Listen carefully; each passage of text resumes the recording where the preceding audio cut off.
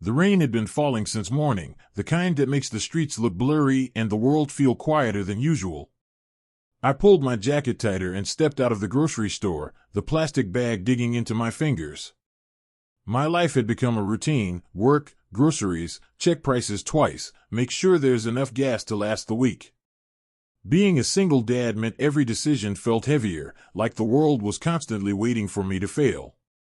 I jogged toward my old truck, rain tapping against the hood, when I heard something, a small, muffled cry. At first, I thought it was just the storm whistling through the alley. But then it happened again. A sound too soft, too scared. I turned and scanned the empty parking lot. That's when I saw him. A little boy, no more than 6, standing alone under a flickering street lamp. His hair was soaked flat against his forehead, his small backpack hanging off one shoulder. He wasn't crying loudly, just quiet, frightened sniffles, like he didn't want to be heard at all. For a moment, I froze. Daniel didn't know it yet, but this moment would change everything.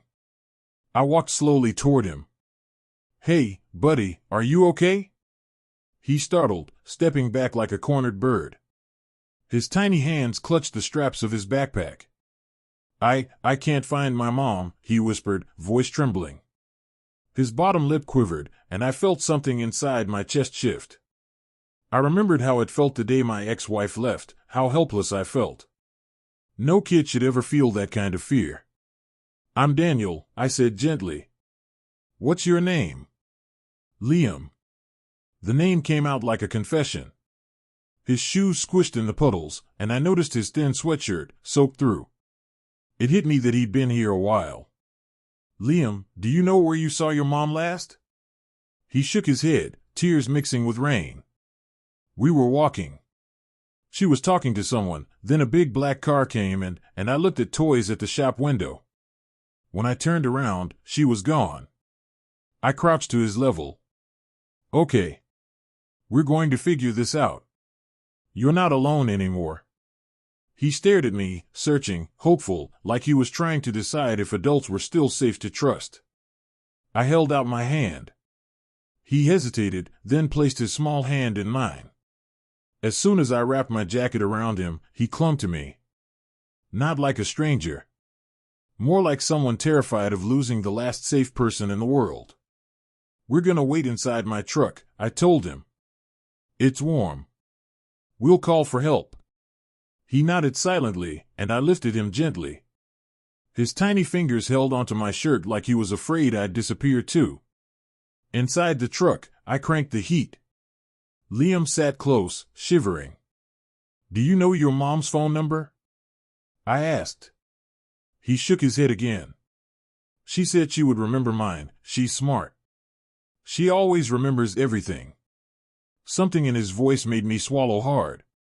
Kids shouldn't have to defend the people who lose them. I dialed the non-emergency police line and reported a lost child. They assured me officers were searching nearby streets. While we waited, I handed Liam a small juice box I kept for my daughter, Emily. He held it as if it were a gift from heaven. "You have a kid too?" he asked. "Yeah. Emily. She's 7. She stays with her mom most of the week." A quiet pause. "Do you miss her?" Liam whispered. "More than anything." He studied my face the way only kids can, honest, unfiltered, curious. Outside, the rain hammered harder. The windshield blurred. "Do you think my mom is looking for me?" Liam asked. "Yes," I answered instantly. "I know she is." But the truth hovered in my mind. Parents don't lose kids by accident. Not like this. Minutes passed. Liam leaned against me, exhausted. He smelled like rain and wet leaves. I didn't move. I didn't speak. I just let him rest. That's when the headlights appeared. A convoy. Not one car. Not two. 4 black SUVs. They barreled into the parking lot with synchronized precision, tires slicing through puddles, lights flashing but without sirens. My heart stopped. The vehicles surrounded the area like a tactical formation. Armed men stepped out, not cops. Not security guards from a mall. Professional security.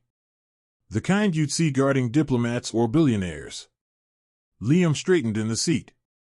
His eyes widened, not scared, relieved. "That's my mom," he breathed. A woman stepped out of the center SUV. Tall. Elegant. Drenched from the rain yet composed like she controlled weather itself. Black coat. Diamond earrings catching the streetlight. Her eyes scanned everything with laser focus until she saw the truck. And then her expression cracked. Her son was inside. "Liam," she screamed, voice sharp with terror. I opened the door and helped Liam down. He ran to her, legs splashing through puddles, and she dropped to her knees in the rain, pulling him into her arms. "I found you, baby. I found you," she sobbed, holding him desperately. The rain fell harder. But she didn't seem to care. She held her child like the world had ended and he was the only thing left alive. Her security team stayed back, confused. Bodyguards weren't used to seeing their employer collapse into emotional wreckage.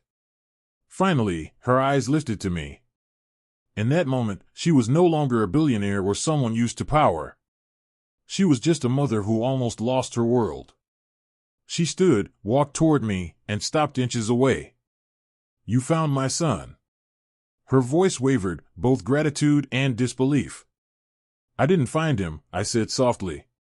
"He found me." She stared at me like she wasn't used to people speaking without fear. Rain slid from her lashes, but she didn't blink. "What's your name?" she asked. "Daniel." Her gaze flicked over my old truck, my cheap jacket, my worn-out shoes. Not with judgment. With confusion. As if she'd never met someone who did the right thing without asking for anything. "I owe you." "You don't owe me anything," I interrupted. Liam tugged her sleeve and pointed at me. "He stayed with me. He didn't leave.